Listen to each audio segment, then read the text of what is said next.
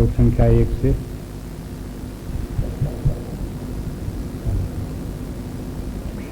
अर्जुनोवाच संन्यासस्य महाबाहो तत्त्वमिच्छामि वेदितुम् त्यागस्य च ऋषिकेश पृथक्केशेन सूदन। श्रीभगवानुवाच काम्यानां कर्मणां न्यासं संन्यासं कवयो विदुः सर्वकर्मफलत्यागं प्राहुस्त्यागं विचक्षणाः। त्याज्यं दोषवदित्येके कर्म प्राहुर्मनीषिणः। यज्ञदानतपः कर्म न त्याज्यम् इति चापरे। त्याज्यं दोषवदित्येके कर्म प्राहुर्मनीषिणः। यज्ञदानतपः कर्म न त्याज्यम् इति चापरे।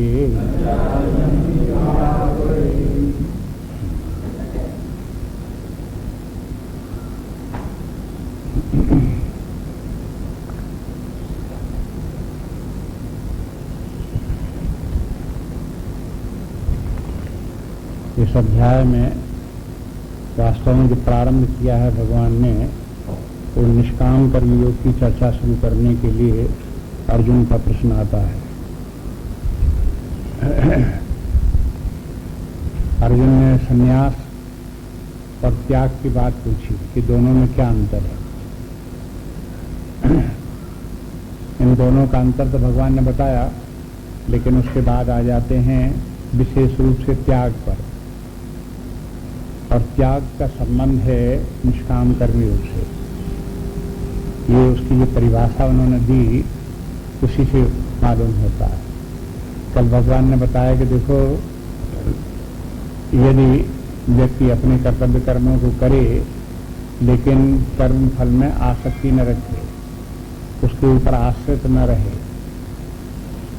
कर्म फल में इंद्रिय भोगों की कामना न हो, इस प्रकार से यदि कर्म करे तो वो त्यागी है, उसने त्याग किया।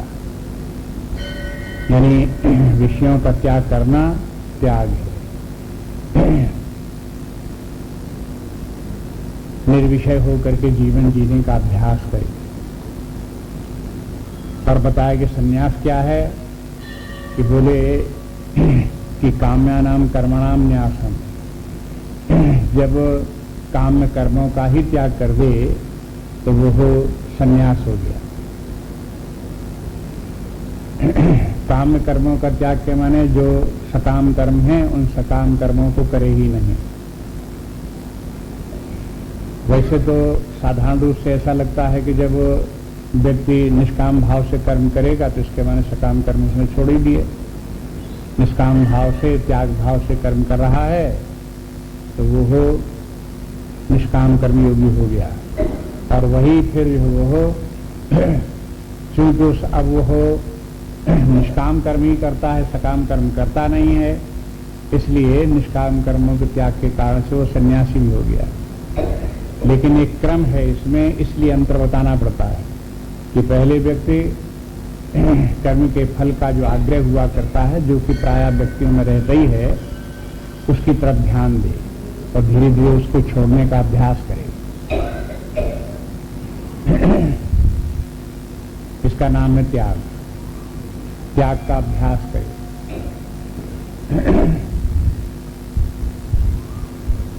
तीसरे अध्याय में, चौथे अध्याय में भगवान ने इसके ऊपर विस्तार से वर्णन किया। और आप आचार्यों की व्याख्या देखें तो उससे ये स्पष्ट हो जाता है कि कर्म चाहे जिस अवस्था में व्यक्ति कर्म करे, चाहे बालक हो, विद्यार्थी हो, चाहे युवक हो, चाहे गृहस्थ हो, ये सभी लोग जब निष्काम कर्म करेंगे तभी इनकी प्रगति होगी, तभी इनको जीवन में सफलता मिलेगी, तभी इनका भौतिक विकास भी होगा, आध्यात्मिक विकास भी होगा और तभी उनको सुख भी प्राप्त होगा। अभी आता है ऐसा क्यों होगा, तो इसका वर्णन पहले हो चुका, इसलिए उसको स्मरण कर लेना पर्याप्त है। यदि व्यक्ति के कर्म के फल पर आश्रित होता है और उसकी कामना रख करके कर्म करता है तो कर्म दुर्बल हो जाता है।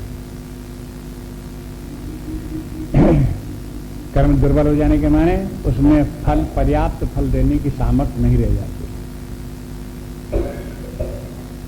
अब ये तो देखो, विचार करने वाले जो विचार करेंगे, ध्यान से देखेंगे अपनी बुद्धि में, तो उनको समझ में आएगा। नहीं तो शब्द तो उनसे क्या होता है, शब्दों से उनके तात्पर्य की तरफ ध्यान दे।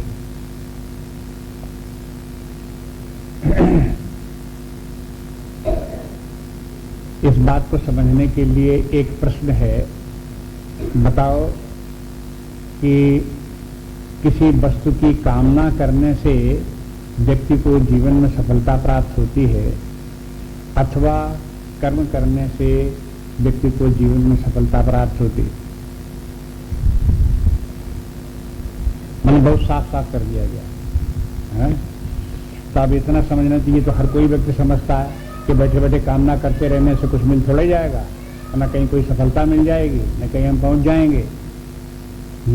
तो ये सब कैसे होगा? कर्म करने से होगा। इस आधार पर भी अगर हम विचार करें तो क्या करना चाहिए? कामना को लिए नहीं बैठे रहना चाहिए, कार्य करना चाहिए।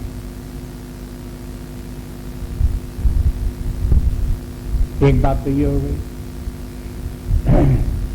तो अब अगर हमने कर्म फल की तरफ आग्रह को छोड़ दिया तो यहां से त्याग शुरू हो गया। अब इस प्रकार का त्याग लोगों से करते बनता नहीं है। अगर त्याग की बात कहो तो झटपट काम छोड़ करके बैठ जा सकते हैं, क्योंकि व्यक्ति में तमस भी हुआ करता है, आलस्य भी हुआ करता है, प्रमाद भी हुआ करता है। अगर कह दो कि तुम्हें जीवन में बड़ी सफलता मिलेगी त्याग से, तो ये तो समझेंगे नहीं कि कर्म के फल पर आश्रित नहीं होना चाहिए। वो ये समझेंगे त्याग से होता तो काम छोड़ो,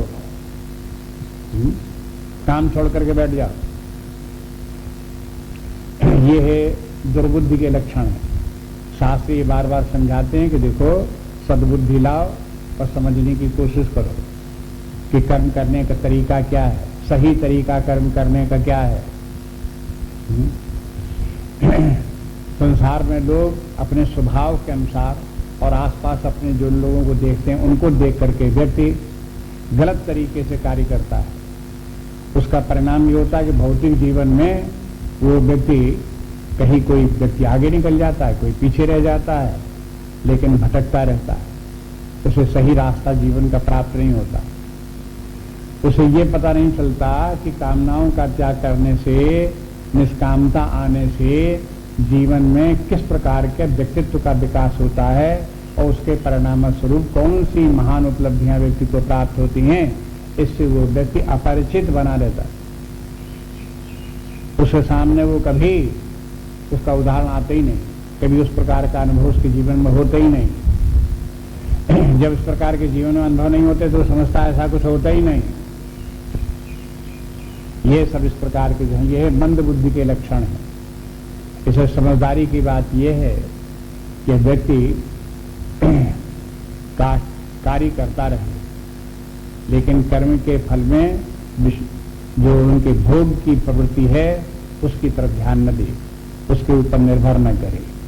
अब तुरंत प्रश्न ये आता है कि अगर हम कर्म के फल की कामना नहीं करेंगे और उसका आग्रह नहीं रखेंगे तो कर्म कैसे करेंगे? तो उसका एक दूसरा साधन है, वो ये है कि अपने कर्तव्य कर्म को देखो। पिछले अध्याय 17 अध्याय में भी भगवान कह आए हैं कि व्यक्ति को चाहिए न समाधाय शब्द का प्रयोग किया, अपने मन को समाधान करो, अपने मन को समझाओ कि देखो जीवन जीने का सही तरीका ये है कि ये समझो कि हमारा कर्तव्य कर्म क्या है और उस कर्तव्य कर्म को करते रहो। कर्तव्य कर्म व्यक्ति का स्वधर्म है। दूसरे व्यक्ति का कर्तव्य कर्म दूसरा हो सकता है, हमारा कर्तव्य कर्म दूसरा हो सकता है। यदि हम अपना कर्तव्य कर्म करते हैं तो उससे हमारा कल्याण है। दूसरे का कर्तव्य कर्म चाहे जितना अच्छा हो पर धर्मो भयावह, दूसरे के कर्तव्य कर्म को अगर हम अंगीकार कर लेते हैं, करने को तत्कार हो जाते हैं, नकल करके या किसी और कारण से या किसी प्रलोभन में पड़ करके, तो अपना विनाश होता है, हानिकारक सिद्ध होता है। इसलिए अपने कर्तव्य कर्म को पहचाने और उसी को भली भांत करने का अभ्यास डाले। बस कर्म करता रहे, उसके फल के आग्रह को न देखे। और जितने भी महापुरुष हुए हैं उनको सबको यही करना पड़ा, नहीं तो महापुरुष हो ही नहीं सकते थे। चाहे अपने देश के हों चाहे विदेश के हों, चाहे ईसा मसीह हो चाहे कोई और हो, चाहे भारतवर्ष के चाहे शंकराचार्य हों चाहे तुलसीदास हों चाहे विवेकानंद हों, कोई भी हो, आप इनको देखोगे यदि वो कर्म के फल का आग्रह लिए रहते तो जिंदगी में कुछ कर नहीं सकते। आजकल भी देखते हैं कि जो नेता लोग पद के पीछे भागने वाले हैं वो थोड़ी दूर आगे जा करके बस संघर्ष में पड़ करके उनकी डोरी कट जाती है और गिर जाते हैं, आगे नहीं बढ़ पाते।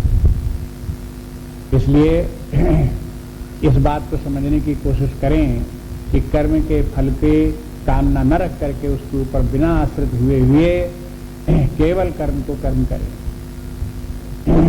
अपना कर्तव्य कर्म समझ करके करना ही है। दूसरी जगह भगवान कह चुके हैं क्योंकि ये कर्म हमारा कर्तव्य कर्म है और ये हमें करना ही है, इसलिए इसे समझ करके करना ही चाहिए। इस अध्याय के अंत में भी एक बार फिर भगवान अर्जुन से कह देंगे कि देखो अर्जुन, तुम दुराग्रह करो कि हम युद्ध नहीं करेंगे तो ये सब तुम्हारा झूठा प्रपंच है। तुम्हें तो युद्ध करना ही पड़ेगा, आज न करोगे तो कल करना पड़ेगा, महीने बर्बाद करना पड़ेगा, साल बर्बाद करना पड़ेगा, युद्ध तो तुम्हें करना ही पड़ेगा।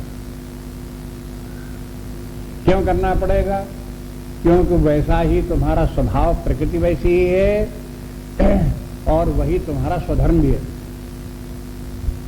इसलिए करना ही पड़ेगा। उसको छोड़ देने से पूरा नहीं पड़ेगा तुम्हारा। अर्जुन की बात फिर बाद में समझ में आ जाती है वहां पर।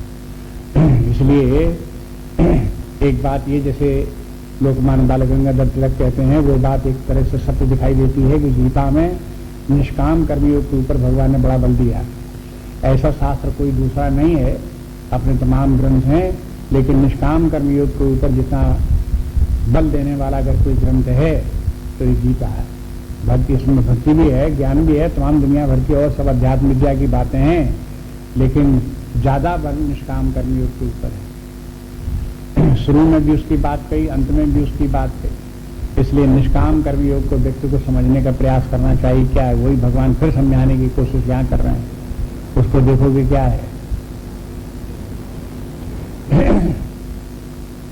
तो ये यहाँ पर इस श्लोक में कहने के बाद में आगे अब ये तीसरे श्लोक में भगवान कहते हैं दूसरे लोगों के मत बताते हैं और बताने के बाद में फिर एक अपना मत देते हैं चौथे श्लोक में। फिर यहाँ तीसरे श्लोक में भगवान कहते हैं त्याज्यम दोष बदत एके बदत, माने एके माने कुछ एक आध लोग तो ऐसे बोलते हैं, प्राहुर मनीषिण, वो भी मनीषी है, बुद्धिमान है, ज्ञानवान व्यक्ति, ज्ञान माने अज्ञानी व्यक्तियों की बात नहीं कहते, ज्ञानवान व्यक्तियों में से भी कुछ लोग ऐसे कहते हैं कि कर्म दोषवत कर्म त्याज्यम, जैसे दोषयुक्त कर्मों को त्याग दिया जाता है इसी प्रकार से सकाम कर्मों का भी त्याग कर देना चाहिए।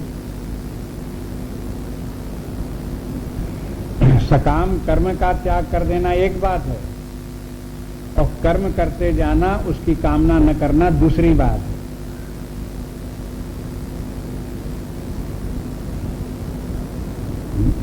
यदि कामना रहित होकर के उसी कर्म को किया तो निष्काम हो गया, और उसी कर्म को किया लेकिन उसके कर्म के फल के विषय भोग की कामना रखी तो वही कर्म सकाम हो गया। इसलिए कर्म कोई अपने आप से कर्म कोई सकाम निष्काम नहीं होता। कर्म जो है वो हो, जैसे व्यक्ति की जिस भावना से जिस वृत्ति से कार्य करता है उसके कारण से वो कर्म उसी प्रकार का कहलाता है। ऐसा नहीं कि सकाम कर्मों की लिस्ट बना दो, उनको हम नहीं करेंगे, ऐसा नहीं होता। जो भी कार्य आपका कर्तव्य कर्म है वही सकाम भी हो सकता है, निष्काम भी हो सकता है। सकाम तो करते ही करते हो तुम, उसी को निष्काम भाव से करो।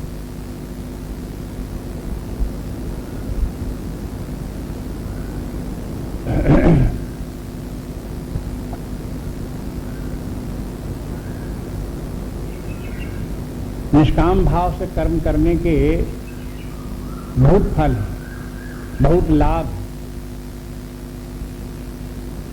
जैसे मान लो किसी व्यक्ति ने कोई योजना बनाई और योजना बना करके उसमें लगन के साथ परिश्रम के साथ कार्य किया, तो उसने ये निश्चय किया कि चूंकि ये कार्य करना है इसलिए किया, उसकी योजना भी बनाई।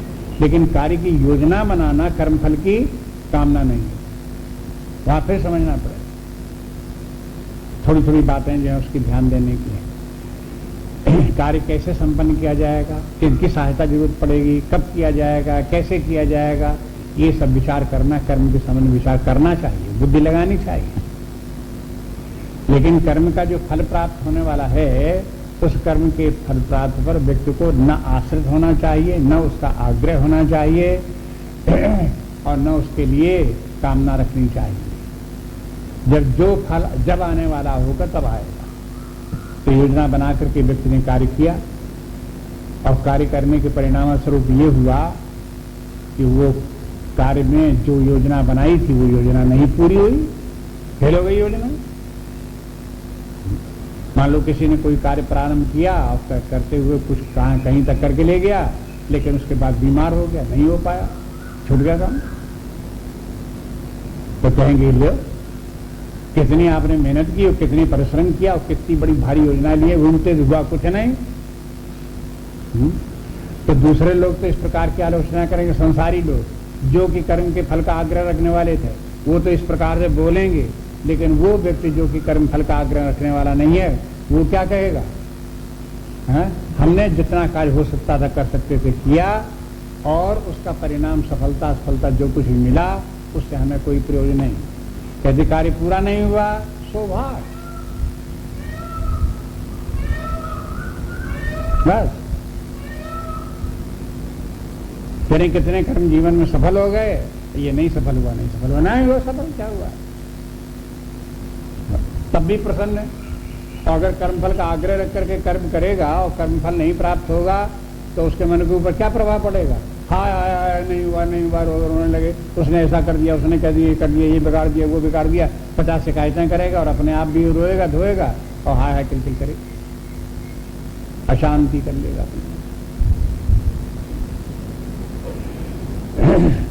तो यहाँ त्याग की बात कहाँ है? देखो, बिना त्याग के यदि कर्म करेगा तो उसका परिणाम क्या होगा, इसलिए इसका ध्यान दिए। तो अब वो इसमें भी दो मत भगवान देते हैं। कहते देखो, एक तो सभी कर्मों का, कुछ लोगों का मत है कि सभी कर्मों में दोष है, इसलिए उन सब कर्मों का त्याग कर देना चाहिए, सभी कर्म दोष युक्त हैं। जैसे एक है निषिद्ध कर्म है, निषिद्ध कर्म में झूठ बोलना है, चोरी करना है, धोखा देना है, परसत्व हरण करना इत्यादि जो है, ये है क्या है? निषिद्ध कर्म है। निषिद्ध कर्म के माने नहीं करने चाहिए। जैसे निषिद्ध कर्म नहीं करने चाहिए, इसी प्रकार से अन्य भी कोई कार्य नहीं करना चाहिए। दोषवर्त के माने है जैसे दोषयुक्त कर्म जो त्याज्य होते हैं उनको कोई नहीं करता, इसी प्रकार से अन्य सभी कर्मों का त्याग कर देना चाहिए। ऐसा लोग क्यों बोलते हैं? इसलिए बोलते हैं कि दूसरे जितने भी कर्म हैं वो सब कर्म बंधनकारी हैं, कर्म करोगे तो बंधन में जरूर पड़ोगे, ऐसा उनका मत है। लेकिन ये मत बहुत ठीक नहीं है, इसलिए भगवान आगे चल करके इसमें करेक्शन करेंगे। ये तो दूसरे का मत है, ये भगवान बता रहे हैं, अपना मत नहीं बता रहे हैं। और दूसरी पंक्ति में कहते हैं, दूसरे लोग क्या कहते हैं, कहते हैं यज्ञ दान तपा कर्म न त्याज्यम। दूसरा व्यक्ति कहता है कि तमाम कर्म छोड़ दो, लेकिन यज्ञ दान और तप ये तीन कार्य जो हैं ये मत छोड़ो। न त्याज्यम, ये त्याज्य नहीं है। इति चा अपरे, अपरे आहु या अपरे बदति। ये दूसरा व्यक्ति जो है क्या कहता है कि जो है वो समस्त कर्म त्याग नहीं त्यागने चाहिए। एक कहता है कि सब काम त्याग देना चाहिए, कुछ ना करो। और दूसरा कहता है कि नहीं, सब काम नहीं त्याग देना चाहिए, कुछ काम करते रहना चाहिए। तो क्या करते रहना चाहिए, तो उसने तीन गिना दिए, यज्ञ दान और तप। अब यज्ञ दान और तप क्यों करते रहना चाहिए, भगवान आगे चल करके स्वयं बताते हैं। यहां भी आप समझ लो, जिसका कि मत इस प्रकार के यज्ञ दान तप करते रहना चाहिए, उसका कहना यह है कि देखो नरक के 3 द्वार हैं, ये भगवान 16वें अध्याय में बताए। कामः क्रोधस्तथा लोभा तस्मात् एतत् त्रयं त्यजेत्। काम, क्रोध और लोभ, इन तीनों को त्यागना चाहिए। त्यजेत, त्याग का शब्द का प्रयोग यहां किया गया। अब इन तीनों का त्याग कैसे हो, तो इनके त्यागने के लिए कोई और रस्सी है जो काटनी पड़ेगी, तब ये त्याग होगा। इनके त्यागने का उपाय ये है कि यज्ञ दान और तप करो, तब इनका त्याग होगा। यज्ञ दान और तप भी 2 प्रकार से किए जाएंगे। आगे जब चल करके भगवान बताते हैं कि देखो यज्ञ दान और तप भी सकाम भाव से भी हो सकते हैं, निष्काम भाव से भी हो सकते हैं। इसलिए मोटी बात तो ये है कि यज्ञ दान तप करते रहना चाहिए, चाहे सकाम भाव से करो चाहे निष्काम भाव से करो। लेकिन जब और आगे बढ़ो तो फिर भगवान आगे बताते हैं कि देखो यज्ञ दान और तप को यदि सकाम भाव से करोगे तो बंधनकारी होंगे, आप काम, क्रोध और लोभ से बच नहीं सकते। लेकिन यज्ञ दान और तप को यदि निष्काम भाव से करोगे तो काम, क्रोध और लोभ, इन तीनों से आपका छुटकारा हो जाएगा। आप देखो दान का और लोभ का कहीं कोई संसर्ग दिखाई देता है?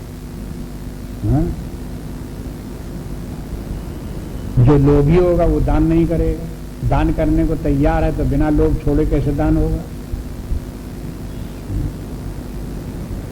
लेकिन अगर दान करते हुए समय व्यक्ति को उसने दूसरी चीज पकड़ ली कि दान करने से हमारा नाम होगा,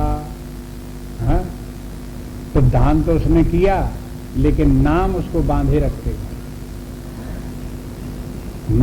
उसका लोभ छूटेगा नहीं। लेकिन जब यदि वो नाम की भी को छोड़ दे, दान भी करे लेकिन उसके नाम की कामना न करे, तो फिर उसका दान निष्काम हो गया।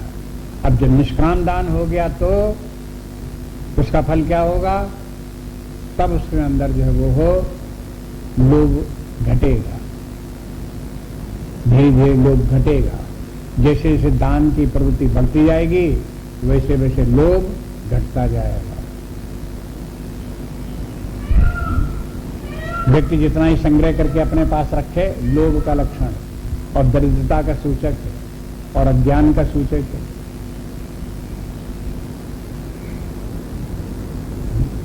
जो दरिद्री होगा वो धन के संग्रह में लगा रहेगा। दरिद्री के माने मन से दरिद्री है। जिनके पास करोड़, 2 करोड़, 4 करोड़ हों, अगर फिर और पैसा इकट्ठा करने में लगे हों तो किस बात की सूचना है कि धनी है कि दरिद्री है? देखो दरिद्री है तभी वो और लाओ उसमें लगा हुआ, मन से दरिद्री है। तो इसे दरिद्रता कहां है इसको देखो। दरिद्रता पैसे की कमी में नहीं दरिद्रता है, दरिद्रता व्यक्ति की बुद्धि में बैठी हुई है, उसके मन में दरिद्रता बैठी हुई है। वो मन की दरिद्रता कब दूर हो? जब व्यक्ति दान करे।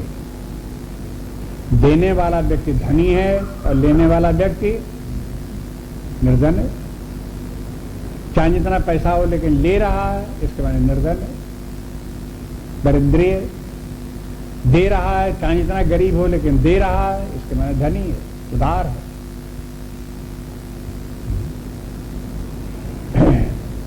तो ये जो अपने मन में अनेक प्रकार की रस्सियां कसी हुई हैं, जंजीरें बंधी हुई हैं अपने मन में, उनको धीरे धीरे खोलना चाहिए, शिथिल करे उनको, थोड़ा देने की प्रवृत्ति रखे, दान करे। जो लोग दान दिखा करके करते हैं, वे दान के महत्व को नहीं समझते। कभी कभी एक बार ऐसे ही हुआ, एक ज्ञान यज्ञ हुआ और उसमें लोगों ने सबने सहयोग किया ज्ञान यज्ञ में। एक व्यक्ति ने कहा कि देखो ज्ञान यज्ञ में जो माला लगती हैं, भगवान के ऊपर चढ़ाने के लिए स्वामी जी जो प्रवचन करने वाले उनको माला चढ़ाने की जरूरत पड़ती है, फूलों की जरूरत पड़ती है, उसकी जिम्मेवारी हमारी, वो सब हम लाएंगे। लोगों ने कहा बहुत अच्छा, सब लोग बट रहा है, कोई बट की बात। उतने वक्त तो वो कुछ नहीं बोले कि हम लाएंगे। लाए 8 दिन तक 10 दिन तक वो सब लाते रहे, माला भी आती रही, फुलाते रहे, फिर होते रहे। जब ज्ञान यज्ञ समाप्त हो गया तब वो बोले कि एक पर्चा उन्होंने बना करके दिया कि इसमें जो है ये है माला और फूल जो है वो हो 50 रुपए के लगे। पर्चा बना के दे दिया। लोगों को ये पर्चा का है तो आप तो कह रहे थे कि हम देंगे, कही कि देंगे हम ही, लेकिन 50 रुपए की एक आप रसीद बना दो और 50 रुपए आप अपने खर्चे में दिखा दो। क्यों कि अगर ये रसीद नहीं बनेगी तो लोग कैसे जानेंगे कि किसी समय हमने 50 रुपए और माला फूल लाए थे।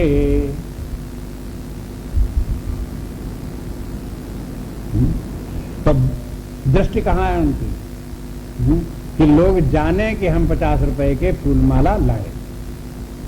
ये जनवाने की प्रवृत्ति क्या कहती? वो जो दान था वो दान कुंठित हो गया। ऐसा समझ लो कि जैसे दान है ये भी कोई व्यक्ति है, पुरुष है, और जहां उसके साथ इस प्रकार का व्यवहार हुआ तो वो कुंठित हो जाता है, मुंह लटक जाता है, दुर्बल हो जाता है, और जो उसे फल देना चाहिए वो फल देने की सामर्थ्य फिर उसमें नहीं रह जाती। शास्त्र, इसीलिए शास्त्र क्या है? शास्त्र व्यक्ति को विचार करने के लिए बाध्य करता है। आप विचार करो और फिर देखो ये कहां तक ठीक है, कहां तक ठीक नहीं है। आपकी बुद्धि कहां तक कार्य करती है।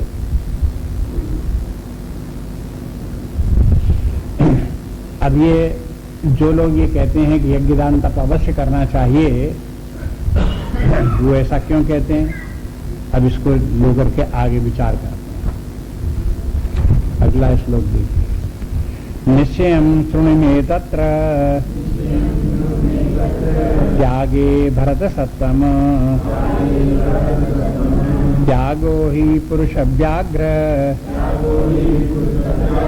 त्रिविधा संप्रकीर्तितः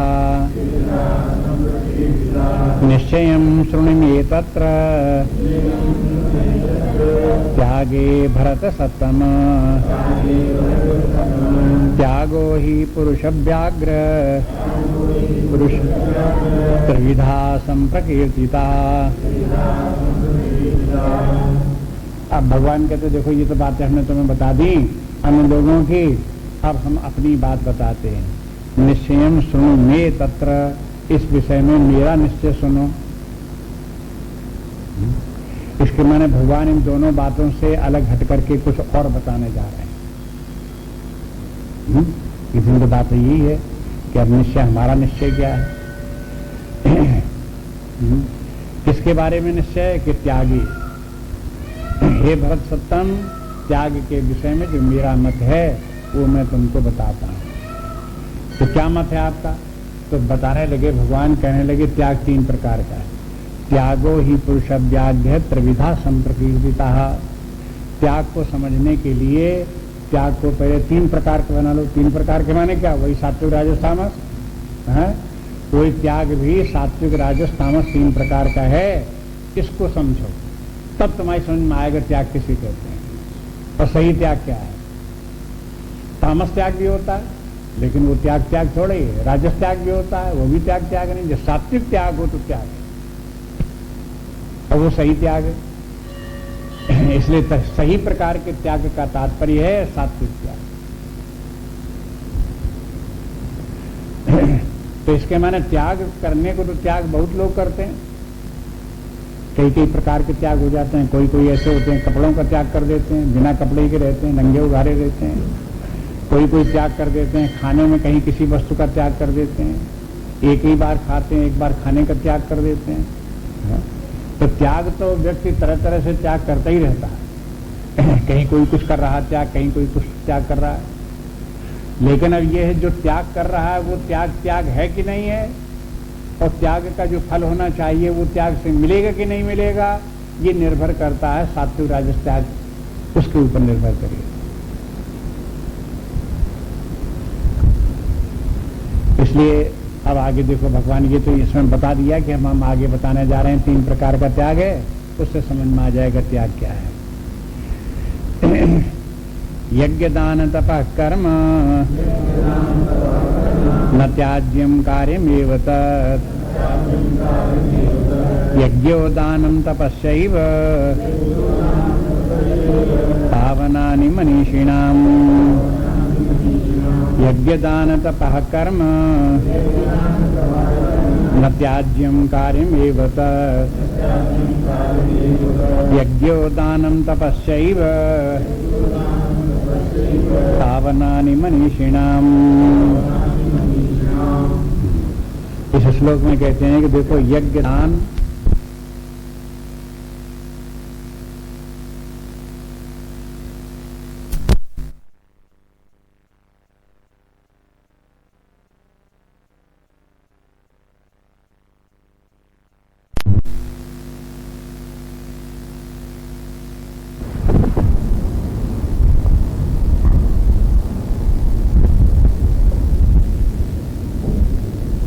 दान और तप, ये तीनों कार्य त्याग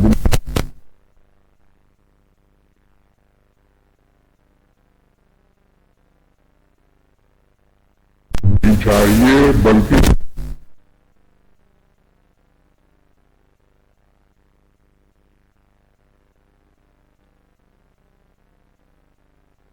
करते रहना चाहिए। यज्ञो दानम तपस्या, फिर रिपीट करते हैं। यज्ञ दान और कर्म, ये तीनों कर्म तप हैं। पावनानि मनीषिणाम, ये पवित्र करने वाले हैं मनीष, इसलिए इनका सब कर्मों करते रहना चाहिए। अब फिर समझने की कोशिश आप करो। जो तीसरे श्लोक में भगवान ने कहा कि कुछ लोगों का ये मत है कि यज्ञ दान तपः कर्म न त्याज्यम पिता परे। यज्ञ दान तप, ये 3 कर्म नहीं त्यागने चाहिए। तो इस श्लोक में भगवान ने कौन नई बात कह दी? ये कहा वही बात यहाँ कही कि इनका त्याग नहीं करना चाहिए। लेकिन उधर जो अपरी बात कही,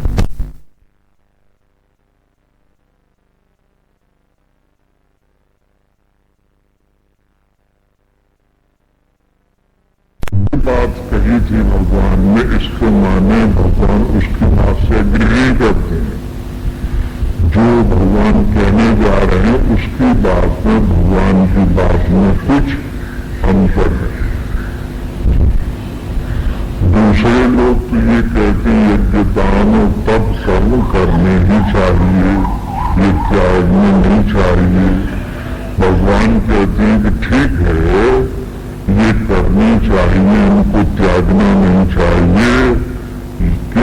लगना चाहिए, क्योंकि ये तीनों जो है पावनान मनुष्यनाम, क्योंकि ये मन को चित्त को पवित्र करने वाले,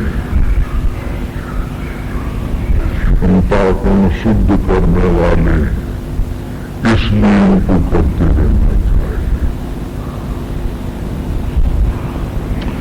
अब इसके माने है यज्ञ दान तप व्यक्ति को स्वर्ग प्राप्ति के लिए नहीं करना चाहिए, यश कीर्ति प्राप्त करने के लिए नहीं चाहिए, भौतिक सुख प्राप्त करने के लिए नहीं करना चाहिए, मान सम्मान इत्यादि प्राप्त करने के लिए नहीं करना चाहिए। यज्ञ दान और तप कर्म वो व्यक्ति को अपने अंतःकरण को शुद्ध करने के लिए करना चाहिए।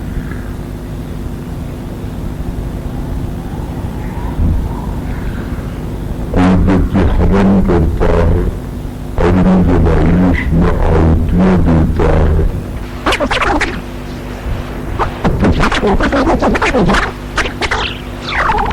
अब वो जलाने से फूकने से वातावरण शुद्ध होता,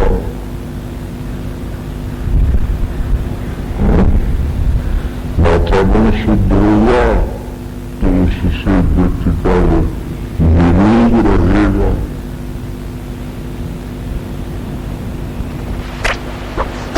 गीता शास्त्र कहता है कि उसका कहना गलत है।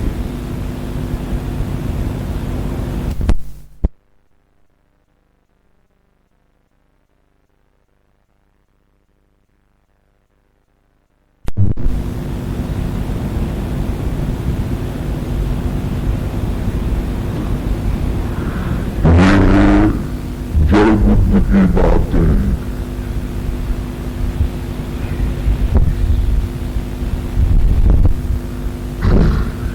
यज्ञ जैसे कर्म के द्वारा वातावरण को शुद्ध करने के लिए यज्ञ किया जाता हो, इसके लिए यज्ञ कराए जाते हैं।